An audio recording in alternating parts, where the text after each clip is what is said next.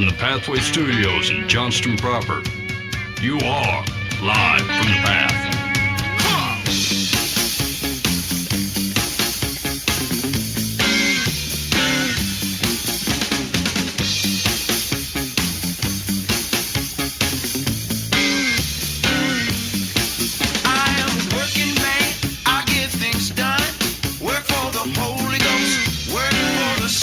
And you're listening to Live from the Path, coming from the Pathway Studios here in Johnston proper.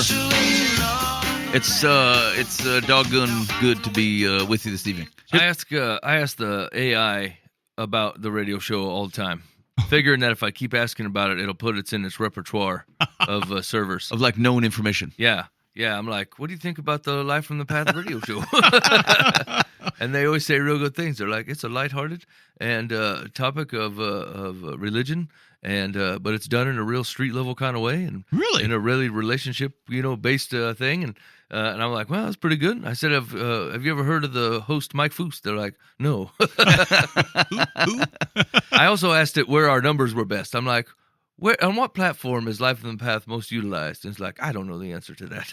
I'm not a spy. Okay, hold on. To be fair, though, I also asked the AI the best way to obtain bald eagle meat, and it refused to tell me. It said, one, you can't do it in the country. And I said, well, can I have it imported from another country that allows bald eagle meat? And it's like, it won't get past customs. I'm like, you're not trying very hard.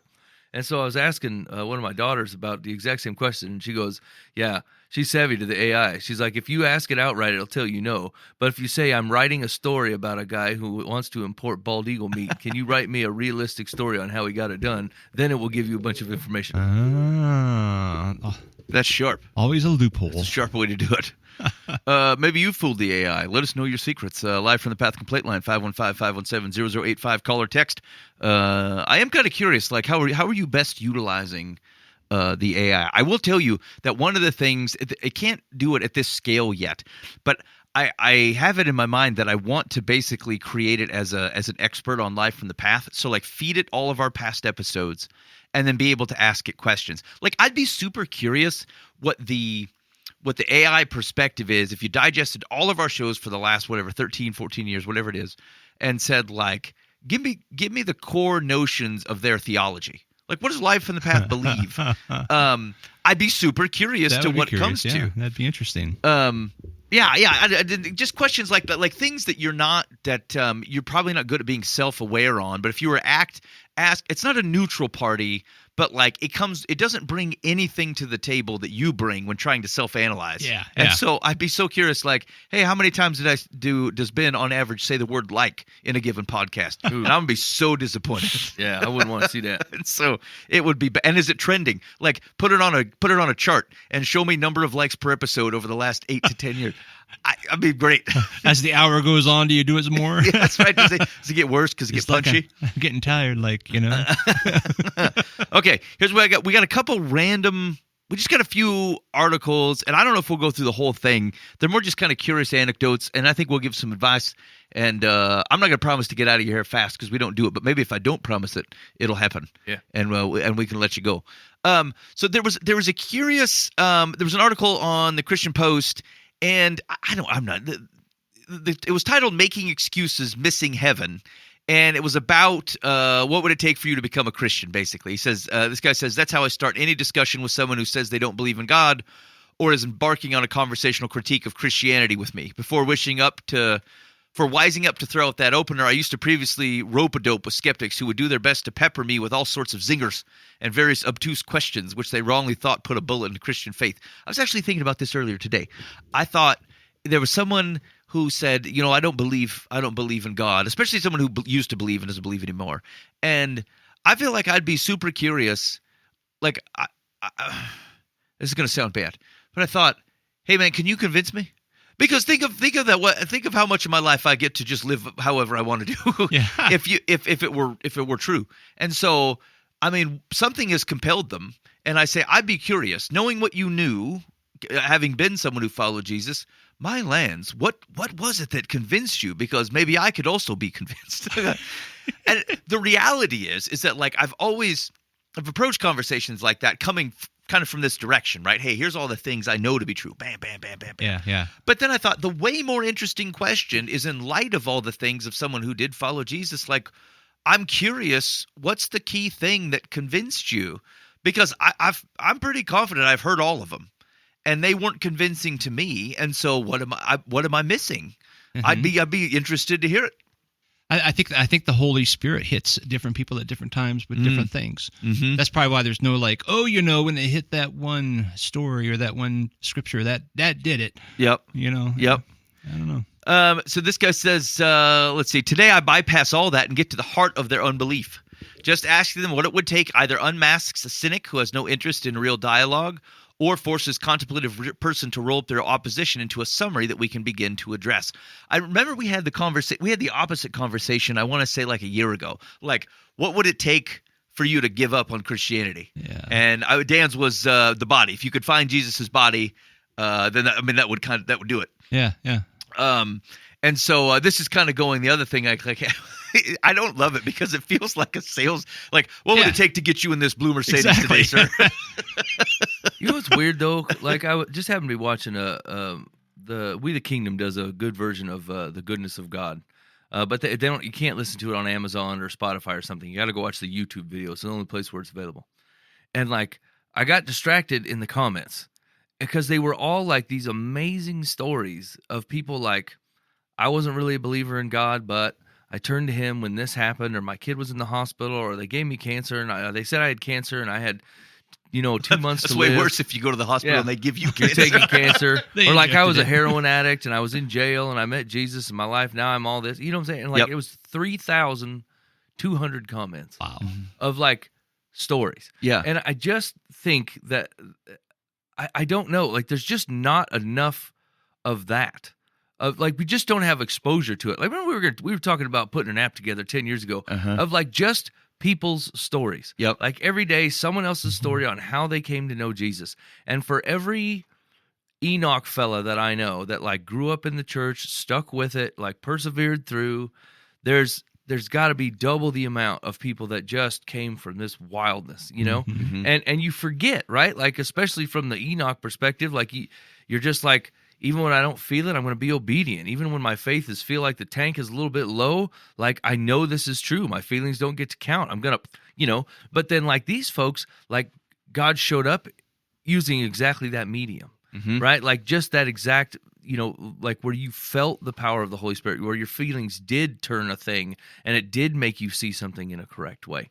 And so like, it's just interesting that the logical arguments or sometimes the fallacies that they like to put together as a rebuke against Christianity, or it's all this, but like there's so many like exact opposite stories that you never get to hear. You never, like there's just so many people who I don't remember how many folks God has changed their life drastically, and it's funny in your own life, you start to weigh and measure in your worst moments, you forget how big those moments were, in your best moments, you're like, these are the only moments I have. These are fantastic, and so it just having this encouragement of people pouring into that kind of stuff, like it almost makes some of this back and forth pithy arguments moot. You know what I'm saying? Meet a guy and then don't see him for 10 years and come back and meet him again after he met Jesus. And like just seeing the difference in the person themselves, like whatever argument you're going to put out didn't matter. Yeah. It's one of those things where, when the stuff you start calling into question about, hey, okay, the scriptures themselves are old. I didn't see it personally. All the things that people start getting tangled up on, and then you got to do. Look, what about Dave? Like, let's if in your worst moments of skepticism I go, none of that, I can't hold and touch any of those facts, but the implications, like what am I going to do with Dave's story? What am I going to do with the Nelson's marriage? What am I going to do with all these people over here who gave up their lives and now live in Malawi with 15 children? Like, what am I like? That they actually, it's cyclical. It reaffirms each other. Like sometimes, frankly, I find it easier to look back and talk about the veracity of the truth that I find in the scriptures than sometimes I look around and go, I don't know. The way we're behaving, maybe not. Maybe this stuff isn't real, right?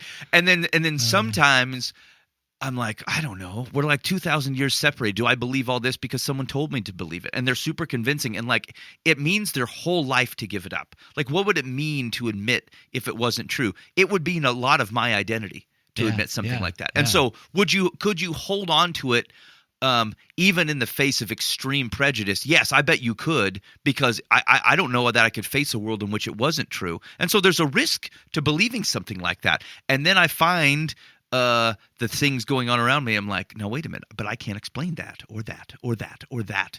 Okay. Right? Like, it's when I need one of the other things, God has provided them to provide me reinforcements when there's a doubt somewhere in one side or the other. But it's interesting too of how much, and I think this is one of the great risks of growing up in the church, or I don't want to say becoming too familiar with Jesus, because that's not the tone that I want, but like sometimes the world around us, especially if you grew up in a church and surrounded by people who are following Jesus, is you start to view the world as if the world is that way on its own. But it's that way because of the people who love and serve Jesus. And then what happens is you can come to the conclusion that you just stop giving Jesus the credit. You're like, oh, they're not good because, Jesus helped them be good. Like, people are just in general good. I'm like, are you sure? Because everybody because you grew up in this infrastructure and with people who love and serve Jesus, they would tell you that their motivations are to love and serve Jesus, and that's the way they are. Right. But so they get to a certain point, and because it becomes normalized that your society looks like a society that just functions well, you forgot that people are doing this because of the significant influence of Jesus in their lives.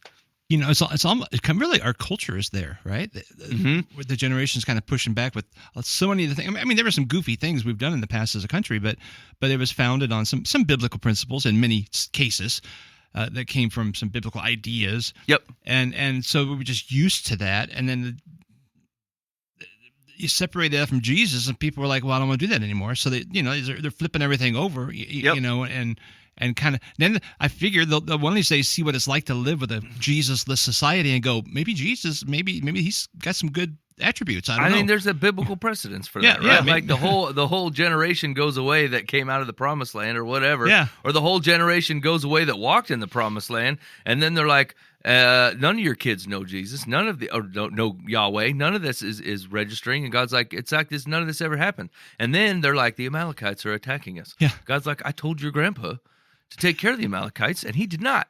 And so now you're looking at me like, God, where are you? I'm like, I'm the same place I've always been. I told you to get the Amalekites out of here, and you didn't do it. Yeah. It's so interesting, like where I would have generally pushed back on some of the descriptions around, hey, like we were founded, the inherent to our government is Christian principle. I just don't think the government was actually didn't have fealty to Jesus. But to Dan's point, freedom itself is, if not otherwise, guided by people who have the desire to sacrifice for each other in such a way, who with their freedom desire to live what is a morally guided life with a shared understanding of what morality is. Freedom is super dangerous outside of those things, right? Yeah. And like you see, because it's one of the great conundrums of a free society, and we're seeing this even when we talk about people trying to sort out moral goods. Is when you have my truth, your truth, and there cannot be a weight to it. You're just at a standstill, and someone else's moral truth could be absolute cellar, basement, nasty version of reality. Like, I get to use people because my moral truth is I should look out for myself. That's how society advances, and I could use other people to do that.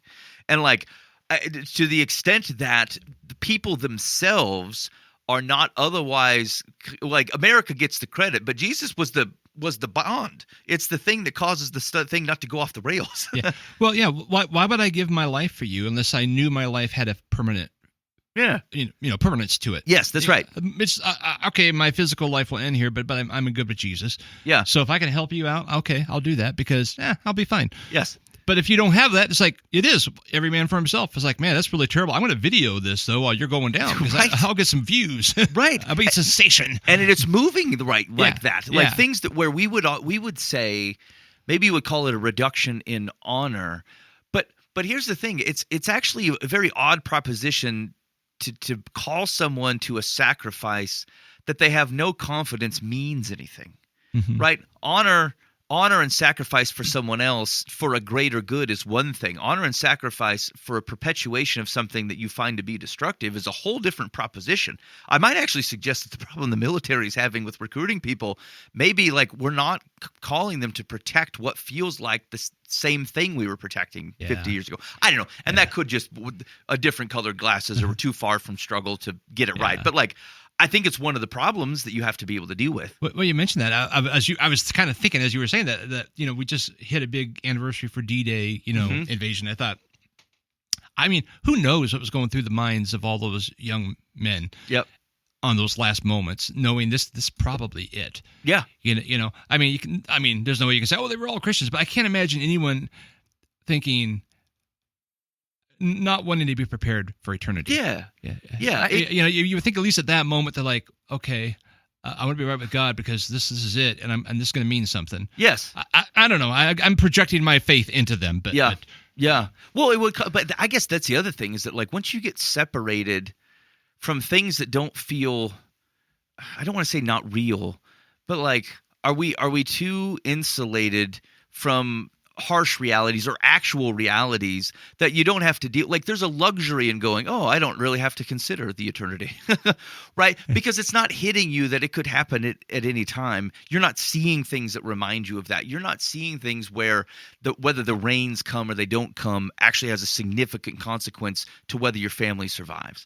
And so like there's a harshness and reality to the world that like we are inoculated against given our wealth, general position, often on the sacrifice of people, to be honest. And so like it's one of those things where people often complain. They're like, hey man, that guy's got generational wealth. I mean, but doesn't that mean someone in his family sacrificed and worked hard to make sure that his family could be provided for? Like, right.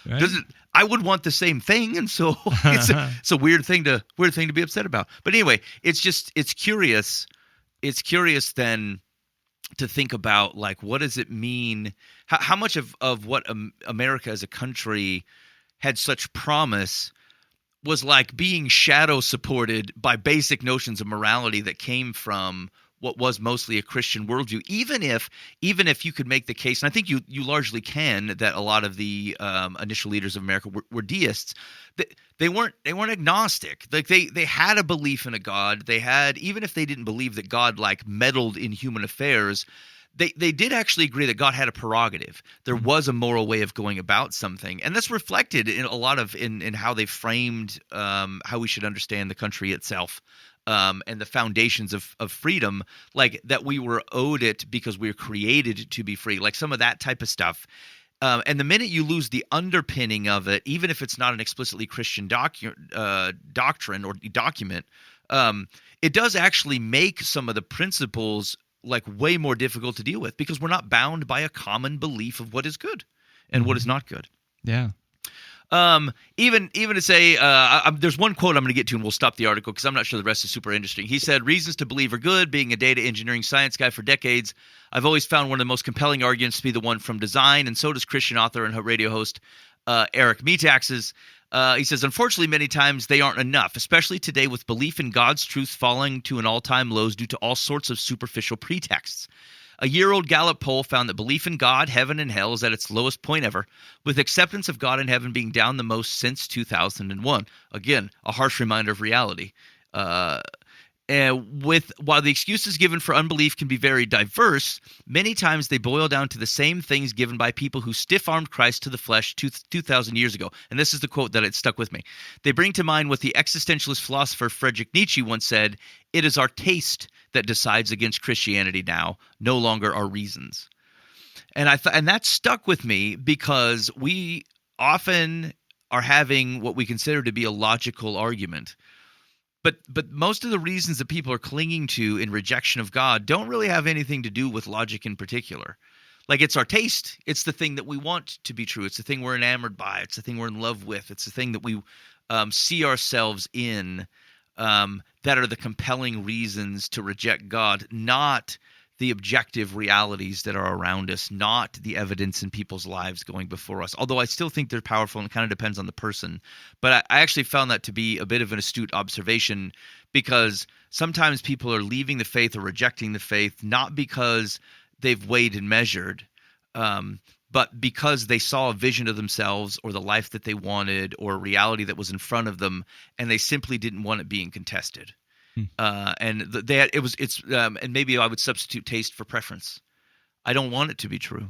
And frankly, so why would I spend any time trying to drag it in? Yeah, this is the reality I want. Yeah. Which like our ability as humans to get down that path is not a surprise. 75% of the justifications for divorce are that they saw a different way of their life being, and it was just a preference of theirs. And so then you start not taking in reality objectively until you get to the thing that you saw. I think that the interesting part is like I've always struggled to like look at with the end in mind, right? Like that I'm going to live forever with Jesus doesn't cross my mind as a thought, you know? Yeah. And so if let's say that wasn't true, let's say the Bible changed its tune and said, look, your life on earth is it. There's no everlasting heaven for you, but I'm still calling you to these principles because I say that they're good. Mm-hmm. Do you feel like you would lose people in the motivation? Because like at the end of the day, Nietzsche, that quote's good and right? Like, because I've been suckered in before where I meet people who don't love Jesus, right? And I'm like, man, they just, all the things that I feel like the fruits of the Spirit would promise, I feel like they have. Mm-hmm. And so, now granted, 10 out of 10, it's been a straw man. Like it didn't hold.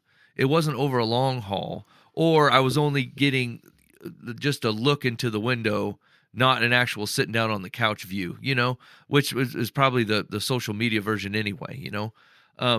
But I don't know that even without the promise of eternity that I would want to live my life any other way, like a pursuit of sacrificing for other people, like a pursuit of not having to carry the burden of being selfish and not pursuing greed and like taking care of people, you know, like if there just seems to be the most inherent joy in the world that God's created even without the phrase your suffering will come to an end. Mm-hmm.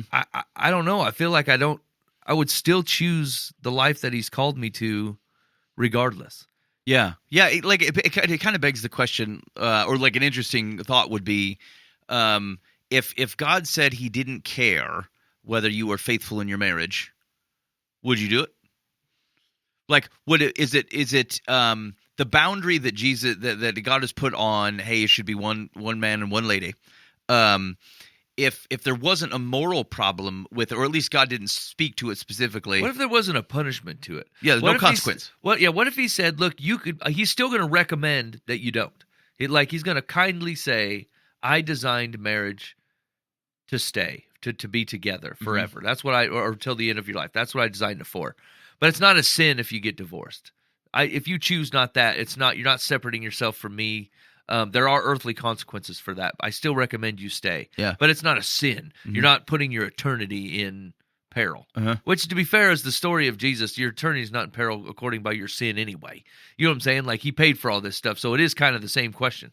But you know what I'm saying? So if like the consequence didn't come, but it was just God's suggestion on how to live. Yeah. Do you think people are more motivated by the sin and the eternity part of it, or God designed it, he's telling you how this thing runs, you should just accept that? I think a lot of people are not motivated that do it just because God says it's good. I think the constraint of like a longer term thing, it's weird because like I don't know a ton of people who are like so focused on eternity, but like the deeming of, hey man, like the balance of it's not really a sin, but it could have negative earthly consequences. I feel like more people would test the waters for sure. I think go check it out. Like a lot of people lead with when they're out evangelizing, right? They lead with, you know, what happens after we die? Or where are you going to spend eternity, you know? And like these are valid questions. But the thing that I've always wanted to say that I've always been too scared to say, but now that I think about it, it's flat out true. Like, your life will be better. What we always tell people is there's no guarantee your life following Jesus will be easy. That is true. But like, I can't even guarantee it'll be better. I actually think I can, right? Even in your suffering, it's better. Even in your, when we will perceive it as suffering, or you're giving up of your pride or giving up of your life. You're basically saying, my life is now at the service of other people.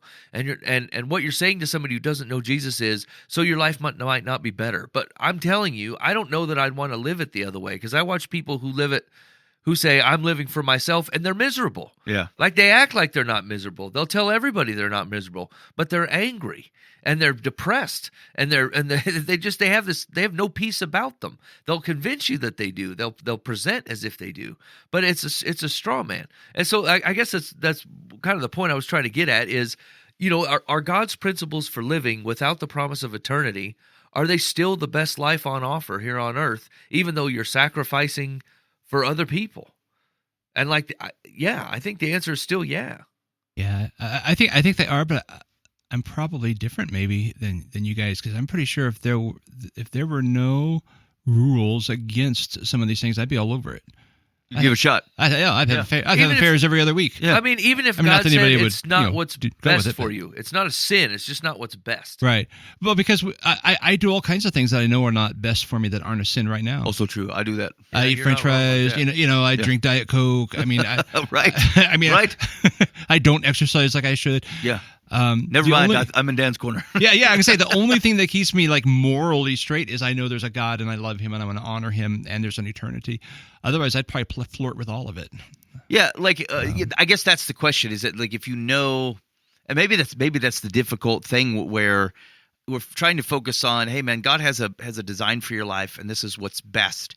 And if you don't have this overarching thought of a long-term consequence, well, actually, this gets into all the parables after Jesus talks about his return and the guy takes a long time to come back, and so they just end up doing what they want. This is the actual thing. People have a very hard time holding on to long-term boundaries where they feel like they can get away with it, or the consequences maybe no one will know, or it doesn't matter to the person. Yeah, so maybe it is more difficult. I think you're right. I think ultimately you're right.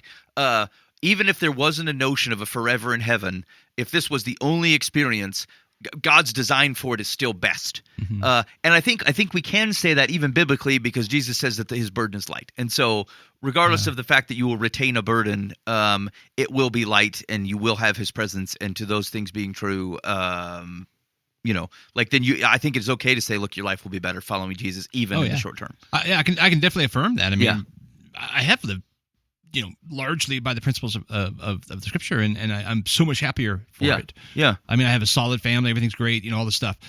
But if I didn't, I don't know that I would have. Yeah. Just on my own. Yeah. Just because if it was a good advice. Yeah, right. If cheating on your wife was like drinking 3 Dr. Peppers a day. Yeah. It's I mean, if it was all the more the consequence. Yeah. You just, the thing is it's not though, right? Like God didn't be like, hey, by the way, Commandment 7, no sugary drinks. He's like, look, something's going to take you out between the age of 60 and 90.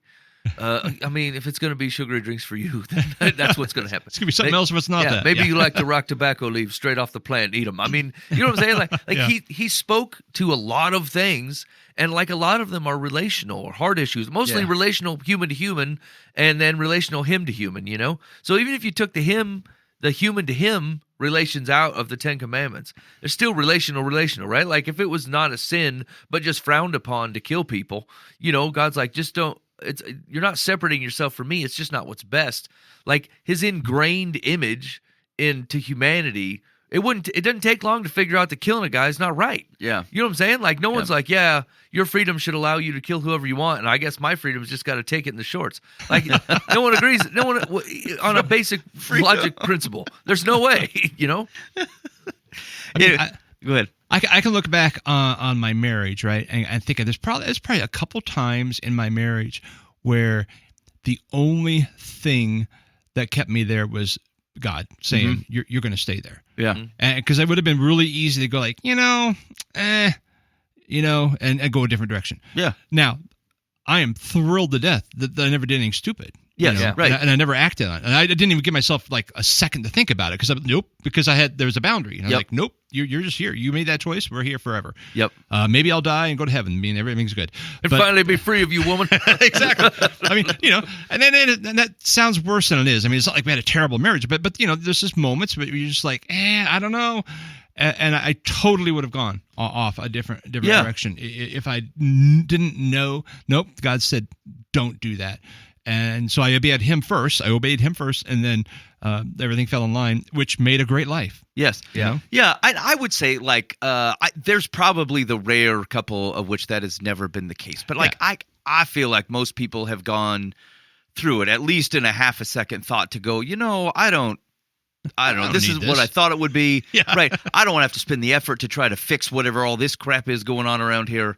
Like, totally. I actually think it's unrealistic to have that not be the case. But like, it's to your point, that's the value of this long term. Someone, even when you're not firing on all cylinders, God did it for you. Mm-hmm. Yeah, he put a boundary in to go, when you're not at your worst, he's going to keep you from being or not your best. He's going to keep you from being your worst.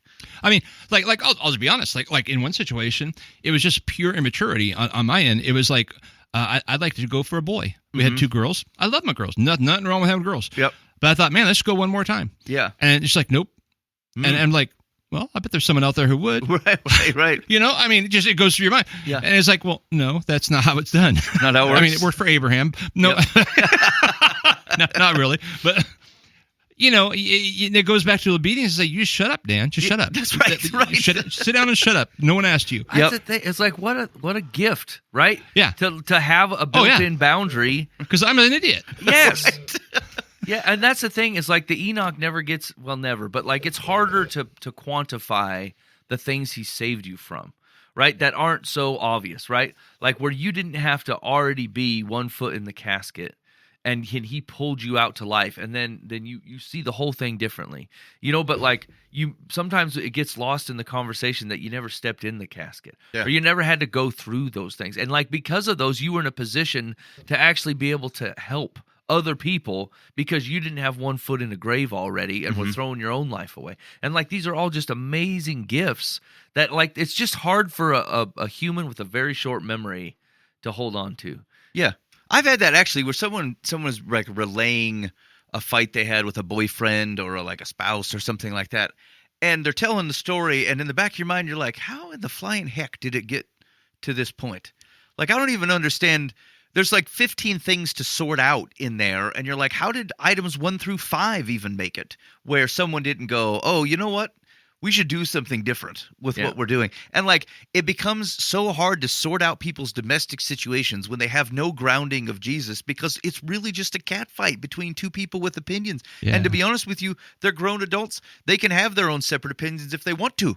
And unless they have a fealty to Jesus, I don't own them or conquer them, and I'm not the ruler. So like, I can't decree that they should think about, and they don't, like half the time they don't want to think about things differently. They want what was the phrase? They want it's due to their taste. Actually, this the article ended with a different quote by Blaise Pascal, and it said, people almost invariably arrive at their beliefs not on the basis of proof, but on the basis of what they find attractive. Yeah. Yes, that's exactly right. They start with what they wanted, and then you justify it as you go.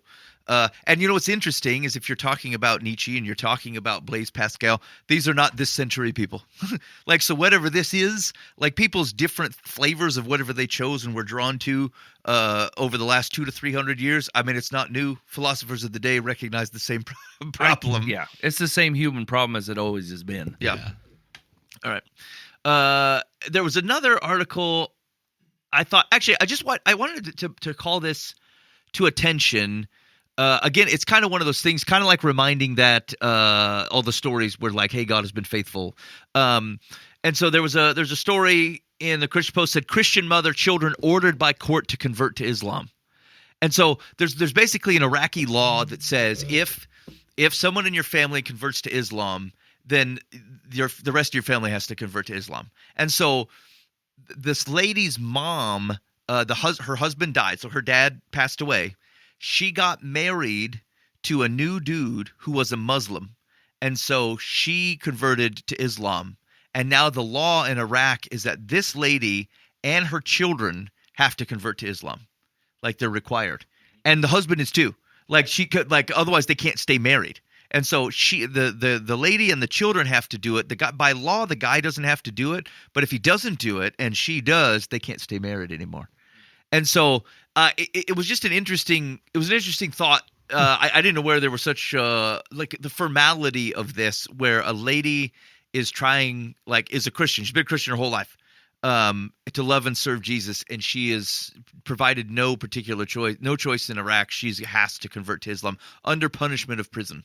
Like her children could be taken away and she could be sent to jail. And so I don't know if there's any particular discussion there. I just it reminds you that your existence, like, this is completely foreign to me. There's no chance of any of this happening at all in my life. And there's people who are having to deal with kind of stuff like that who need our prayers. And where the story and message of Jesus is sustaining and powerful in her lives in a much different way than the story and message of Jesus is a sustaining thing in my life. Yeah. So anyway, I just wanted to share it just for kind of round out perspective. Okay. Blah, blah, blah, blah, blah, blah. Now there's another. Carl Lentz has a podcast. I don't care. Carl Lentz. He's the Hillsong, the New York Hillsong guy, who got canned for his again, just like Tony Evans and Brian Houston and everybody else, some sort of sexual dalliances. The one thing that came up in the article was that, like, when he let go, he's like, he admitted to an affair with a lady, and they're talking in the podcast, and he's like, well, no, I mean, it wasn't one, it was like a lot. It's like, okay. Yeah. And it's curious where people I will say this. One of the cautions in the article is his description. So this was, sorry, for context, in case you're listening and you don't remember, the Hillsong, New York, Carl Lentz was the pastor. He had grown the church like crazy big. It was pretty righteously big. And he was a very kind of like hipster church pastor. And anyway, at the kind of the height of that, he came under some extreme scrutiny around some affairs and then some domineering behavior, similar to the charges that Mark Driscoll had, although Driscoll didn't have any of the sexual stuff. So anyway, he resigns, and he's like off the radar, but not for super long. Like, he got hired on. We talked about this a while back. He got hired onto a church as like the evangelism pastor or something like that. 6 months or so ago. And I don't know, it's not clear he's even still with the church, but anyways, on this podcast, and he said the lady interviewing him goes, "Hey, why don't you answer me this? Why couldn't you just keep it in your pants?" I'm like, it's a great question. Good question. And it was the interesting response. He's like, it wasn't sexual so much as it, like, I come from a place of kind of extreme brokenness. And he goes, like, there's multiple places where you can see this, because he goes, it wasn't just affairs. Like, I was domineering, and I was abusing pain medication and blah, blah, blah. Now, I do think there's a reality often with men that, like, I mean, it is sexual for sure. But it's not always that. It's not always just that. But men are notoriously difficult at expressing themselves. They couldn't tell you what it was. They probably feel like, to be honest, like, I think a lot of men are seeking, you think they're after the shallow thing, and they certainly want the shallow thing, but they also want people who, like, adore them, and people who think highly of them and build them up and think and find that they matter. And so it gets harder the longer you're in a marriage. Sometimes you're less impressed with the person that's around you. Sometimes they're not particularly impressive. Sometimes they gave up. Or sometimes, like, you forget what enamored you to someone. And because you got kind of like the thing we were talking about with Jesus in a culture, because you got used to it, you forgot that you didn't deserve it. Yeah. And that often happens as a marriage. You start nitpicking stuff about people. It's actually you were thinking the when we were talking about in your marriages and stuff, and like, it's pretty normal every once in a while to go, I don't know, man. I remember a time in my marriage where I was so thankful because I was mad. I was like, whatever it was. I'm like, it felt like, I don't know. I just don't feel like anybody cares about me around here. And I lined up all the things. Maybe I said this recently. I lined up all the things that I was all butthurt about. And actually, I mean, some of them were probably legitimate, actually. But then I thought, like, is it possible that your wife feels the same way? Like, hey, you feel underappreciated. Do you appreciate your wife? You feel like she's ungrateful for all that you do. Have you ever told her how grateful you are for all the things she does? Yeah, but she sucks right now. I'm like, maybe. But, like, in grand scheme of things here, do you not have a good woman? Does she not does she not care for you and love you, and like, does she have room to grow? Of course. And so, but like, it was that kind of thing where, the only, I would never, it would, none of that would ever get prompted for something shallow. Would never leave my marriage for something shallow, but I would be reevaluating it for something deep like that. Like, I'm underappreciated, and then you find out that, like, okay, maybe some of that's true and needs to be worked through, but like, also idiot over here, Right. and I need to go do something about. Why don't I start there and make sure I feel real good that we're tucked up and that I did my best? Because right now I'm not making it. Oh, what a wretched man I am. Yeah, right. And so anyway, I think there is something to that, and I think there is evidence that, like, hey, that's not the only thing. But I am cautious, I think, at the thought that, like, oh, it just came out of a place of brokenness. Well, yes, and disobedience. because people can be broken. People can have a break in their life. People can have a mistreatment. People can have all kinds of things and not do all the things. And so I just we risk painting over something that requires work. Not because I necessarily want to, like, grind somebody down on any particular sin or another. And I think recognizing the source of the things is important. But, like, if you don't recognize that even when the chips are down and your thing is rough, that, like, there's a part where you have to still say no, or know when you're in the frame of mind to say yes to something you shouldn't, then you won't be able to fend that off the next time it comes. And so I think it's actually still important to go, yes, like, it was from a massive place of brokenness and disobedience. And my will didn't hold up. I chose to do, you know what I'm saying? Like, I think there's a repentance to that. And I think there's something still powerful about being able to say, not just, because it acts like it was inevitable. That's like, if you are broken, then you will do this thing. I don't think that's true. I don't think that's right. Otherwise everyone would always do the same things. And so it did just catch it that it's not a whole story. I believe it's a true story. I just don't think it's a whole story. And I think it is valuable for freedom to have that notion of taking responsibility. Jesus will cover it regardless, but, like, the action of taking responsibility and knowing your role in it and the actions that you took in it help you recognize the path the next time you come on it, as opposed to going, brokenness made me do it, which is a risk. Yeah, I think it's impossible. I don't know if it's possible. It's not fair to think that everything that is true about Jesus is going to be true in your pastor's life all the time. Yeah. Right? But I just have a hard time. Like, you'd have to be so separate from the work of the Holy Spirit and the presence of God in your life to continue the double ruse for so long. Do you know what I'm saying? Like, I mean, I've screwed up. You know, like, I've had sin catch up to me, or I've made a mistake, and, like, I don't even know if I could teach youth group that Wednesday. I'm like, I am not the right person for this right now. Not like God's waiting out a penance for me, or He's got this big list of things I need to do. He already set me up to be a teacher in that particular arena, and my sin does not disqualify me from that. But there's some times where, like, I'm not in the right, my heart's not in the right place, my mind's not in the right place. I got to find someone else to fill in for me. I can't go do this. I can't go represent Jesus in front of people today. Not because of my brokenness, but because, like, I'm not asking the Spirit to be a part of it. I'm not asking God to show up to His people. And, like, because it freaks me out. Yeah. I don't want to preach the gospel as Mike Fust. He kind of sucks. You know what I'm saying? Like, he'll bow down to the closest person next to him that makes things hard. And he'll go, all right, well, we don't need to fight. Let's just be friends. You know what I'm saying? I've met the guy. He will bend. Jesus doesn't do that. And so, like, you don't need a me in there, right? Yeah. You need a guy that's going to go, not me, but you, right? Christ in me. Let's do that. Yeah. You know? And so, like, I can understand that, like, to be fair to pastors, they're just humans, right? With a specific job that God has called them to do. But there's something a little bit disingenuous to be like, look, I was just broken. Well, why didn't you step away from the pulpit 5 years ago, dude? Right. And get healing. Yes, right. that's Why don't right. you be like, look, I'm not in the right place. I need time with God. I need time to recharge. I got to get out of here. But you showed up every Sunday giving these fiery sermons with, like, lots of actions and attitude. You're not morose. You know, you're not up there, like, barely phoning it in because you can't barely hold it together. You're up there running the Actors Guild, you know? And so I want to give him the benefit of the doubt here because running the actors. well, I don't know how you could be so far away from God and still show up on a stage and fire. You know what I'm saying? I Like, don't what know. a danger. And that's whether it's a church of 40 or 40,000. Right. We hear the names of the big guys, but there's guys in the little pulpits too Totally. that are doing the same things. Yep. I don't know how you sleep. I don't know how you. I don't know how you.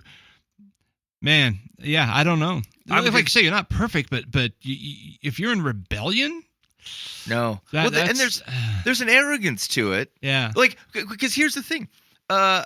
If you're leading a group of people, then do so through all the things. Like to your point, if you're sensing, you're like, boy, I'm feeling rough. My mind is going places it shouldn't. I'm a risk to these people around me. Then come say that. Hey, everybody, here's what I'm going to demonstrate what it looks like to you on the thing to do. I'm going to pull myself out of this right now. The elders are going to do all the stuff and help me find what it takes to get me to work through this. No, I've not done anything I shouldn't, but I can smell it. Yeah, I need a renewal of my mind. Yes. That's what I need. Yeah, and frankly, fellas, like you look out on the people and you go, "This is what I would expect for you to do. This is what I would have told you to do. Why wouldn't I do the same thing? Not I persevered through all this risk to me, to you, to the people that I'm harming. For what? Because God needed you? Come on." There's an arrogance to it, and like some of it, I think, is not particularly like arrogance always carries a connotation that like you're trying to be arrogant. Sometimes you don't realize that you're coming from a place of arrogance, but like you should. In fact, every Monday morning, you should just write it on your calendar. Things to pray about. I am not as necessary as I believe myself to be in most things.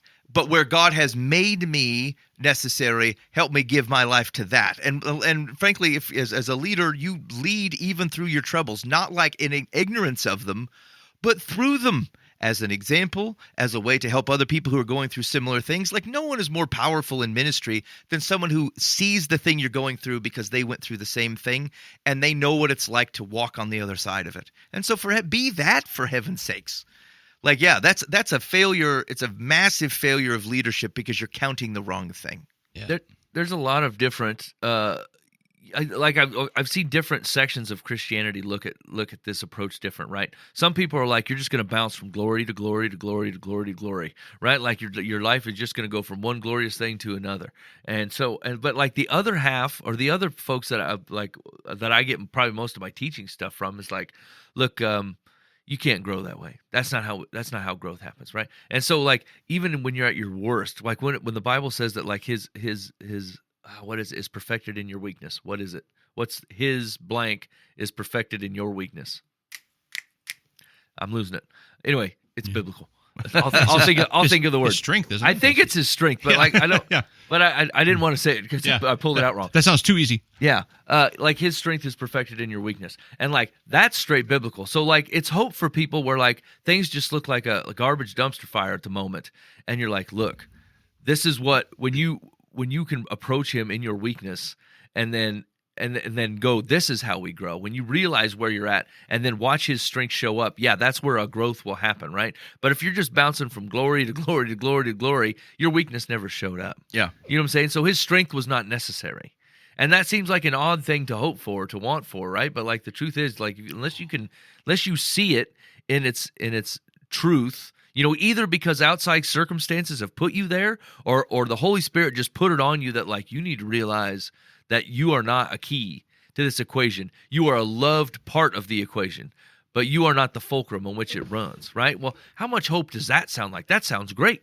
That means that like with my faithfulness does not hinge on mine, right? His faithfulness to the thing that he does not hinge on my faithfulness to him because he's an amazing God, right? And so like some people will say, you're not as key to that equation as you think. Then you go, well, what good am I? What use am I? Who am I in the kingdom of God? And I'm like, I hear that and I go, the Lord will do, regardless of me or not me. I would love to be a part of it. But if it ain't going to be me, my hope gets to shine because today I screwed up. Does that mean that all the things that I had on my list to do for his kingdom, the relationships I was building or the Bible I was reading or the study I had started or the prayer I was trying to memorize or whatever crazy thing you want to be doing, when you screw that up, he doesn't take it out on the works that you were doing, because his faithfulness is not contingent upon yours. And Yeah. so that sounds like a hopeful statement to me, where I think, people in a certain position will be like, I got to keep doing this. I'm a key to this whole operation. My name's right on the sign.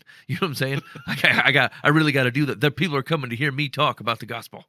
Yeah, actually, what based upon that quote you were talking about, it made me think that then the reality would be that if you do not have weakness, then you are running without his strength. You know what I'm saying? Like if his strength is demonstrated, his power, like the King James says strength. I think some of the modern translations say power is perfected in your weakness. But like without your weakness, if you are not finding a place where you recognize a weakness, or it's where you're walking in humility, I think is ultimately what it's getting at. Then you're running on your own steam. It's not his strength that is being perfected in you. And like, what a serious risk to you, to the world around you. Yeah. Yeah. Okay, you're listening to Live from the Path. Hey, thanks for hanging out with us so far. You can give us a feedback on the Live from the Path complaint line, 515-517-0085. Call or text. We would love to hear from you, and we appreciate. Hey, the podcast numbers are rocking. Thank you guys for listening. It's always surprising to me. I always expect our listens to be in the dozens, and it continues to be in the hundreds. High hundreds. There you go. And that's at least just for the straight podcast listens. It's not counting like YouTube and stuff. So when you guys, like, it's almost 1,000? at times it gets close to it. Most of the time it hangs around 500 or so per that's per week. And then obviously the episodes will accumulate more and more stuff as they go. But like anyway, that's Cool. That's humbling. I know some of you guys are like starting and stopping it in anger, and it counted at like 75 plays, but really you just hate the show.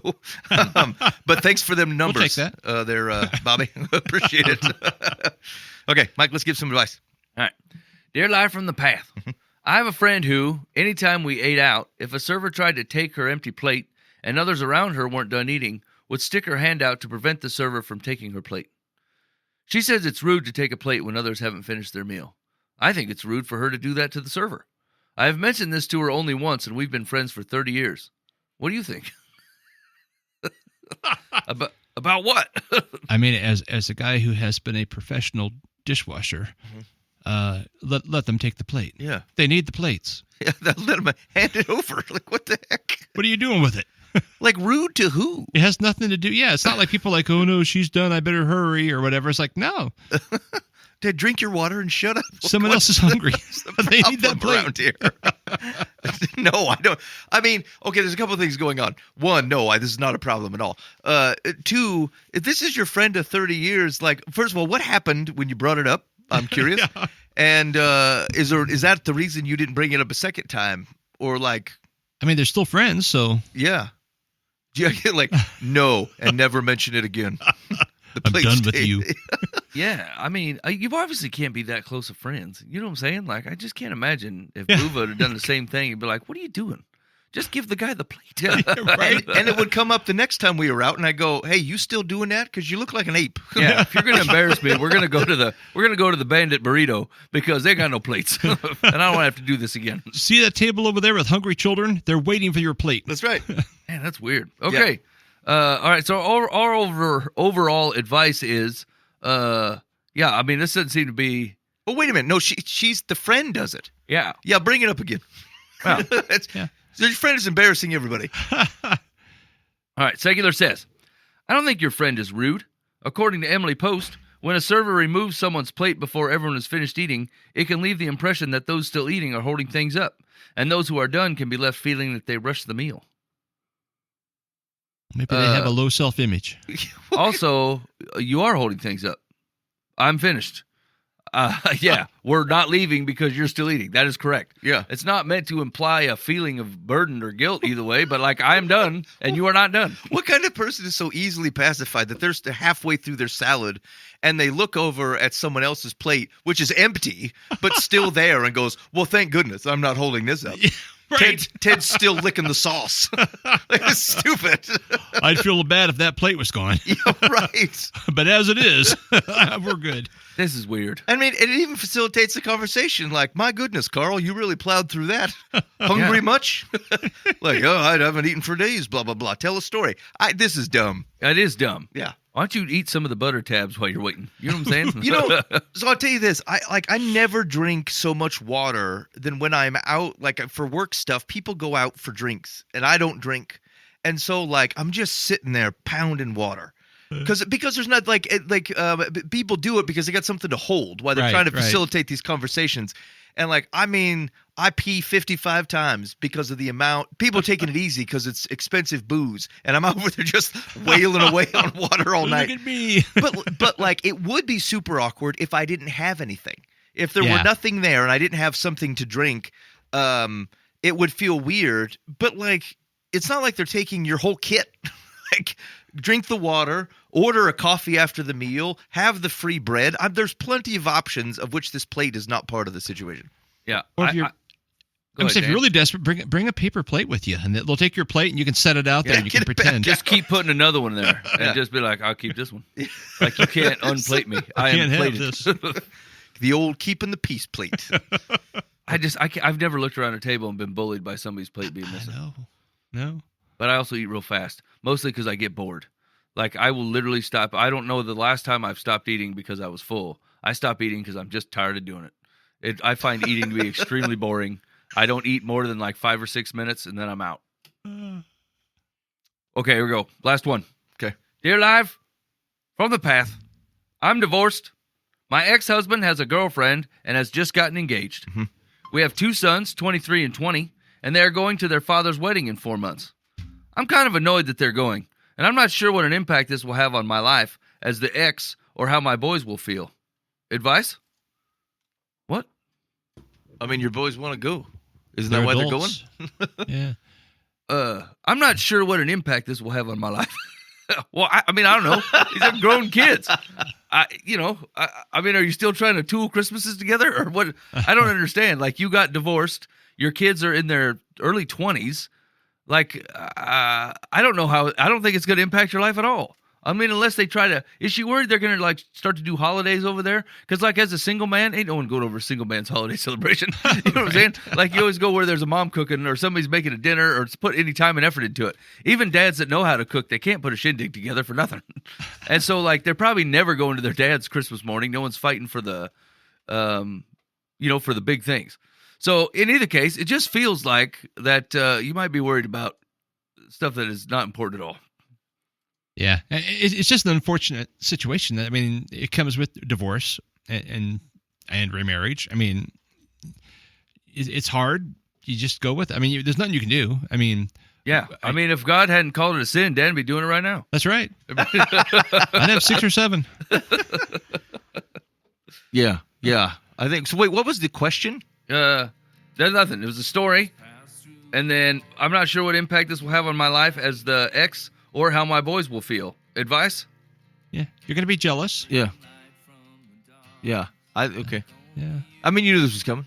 It's unfortunate, the impact of the divorce. Like your kids. I mean, what impact might be great. I don't know. Maybe this is a great person. I don't know. I could understand being upset. I mean, it's gotta feel weird. I don't know. I've never done this. I can't speak to it. Yeah. But like, if you started a life with somebody and said you were going to do these things, and like, then you decided that's it, we're not going to do life together anymore, I believe it would be very difficult to see someone starting a life with someone else. Definitely. I don't even know how. Once again, Enoch, it's one of those things that like I will not experience, and so I should be thankful every day ahead of time that God has never. Like, I'm just not going to go through this. Yeah. And so what a gift that is. There's been so much divorce around me and like around everybody. Mm-hmm. And you have to watch it just terrorize and tear families up and create nothing but animosity and trouble and broken. And then I forget on my worst days that like, I don't have to walk through that because godly principles, you know? Yeah. Although I guess it's interesting is that like, regardless of how you're going to feel about, like, you can't do anything. So there's like nothing to do. Yeah. You know what I'm saying? So like, hey, if it's going to be rough, yes, it's going to be rough. But like there's not an action to take. You got to prepare I would prepare yourself, I guess. But like there's not like someone could go, "Oh, you know what you do? Bust that thing up or tell your kids not to go." Like none of that stuff is relevant. Yeah. And so I think it's right to prepare yourself and go, this is going to be tough. Try to approach it as graciously as you can. There's no value or victory in making like odd comments about it, and poisoning your kids with it, in being passive aggressive at your ex-husband or whatever. Like, you're going to have to do your best to acclimate to this thing. Because like whatever the reality is that you thought you were going to have, you do not have it, and it's not coming back. Yeah. Definitely. All right. Secular says, Yep. if it isn't too late, refrain from conveying to your sons your annoyance that they will attend their father's wedding. They belong there. Give them the chance to get to know the woman without trying to influence them either way. Remember, above all, that you are a person in your own right rather than just an ex. You are also still your son's mom. You have the opportunity for a happy, successful future if you don't allow bitterness to get in the way. I hope you will give yourself that gift. Okay. I mean, I don't hate that. Yeah. Although it does smack of like, so I have been asking the AI a bunch of questions, and I find it way too affirming to whatever it is that I want to do. Oh yeah, it agrees with whatever you're posturing. Yeah, and then like I will argue back with it and be like, look, it can't be in my best interest to agree with me all the time. They're like, that's for sure. You definitely should have a opinion in your life to help you go point in the right direction. And I go, well, you're not that. You agree with everything I say. And then it says, yeah, you're right. I'm like, you just did it again. You agreed with my disagreement of your first agreement. Oh, man. So anyway, the AI can't be trusted for good counsel. Keep that in mind. Yeah. Totally true. All right, you're listening to Live from the Path. We appreciate you hanging out with us this evening, and I'm going to cut you loose, but I'm going to cut you loose to a tune called "What Only You Can Do." It's a song that Mike wrote and released here within the last I don't know, it's been a couple months, right? Yeah. You can check it out. Just search for "What Only You Can Do." The artist is Get the Goat. And if you remember, we had released a song called Get the Goat when we were trying to raise money to go to Ethiopia and buy goats for folk. And so that same artist has this tune out there. But go ahead and dig on it. It's available on all the platforms of which decent music is sold. So we'll leave you that to send the show out. In the meantime, be faithful in the means. God will handle the ends. You've been listening to Live from the Path.